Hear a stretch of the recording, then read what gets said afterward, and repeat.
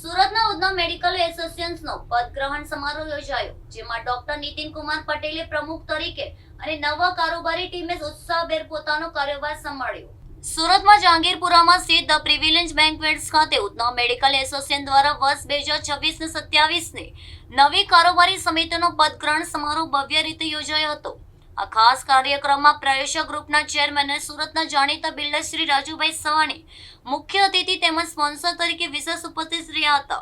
કાર્યક્રમના installation officer તરીકે doctor Prafulbhai Chhasatiya, guest of honour તરીકે ડોક્ટર હરપ્રસાદ પટનાયક ને વિશિષ્ટ અતિથિ તરીકે ડોક્ટર પારુબેલ વડગામાએ હાજરી આપી શોભા વધારી હતી.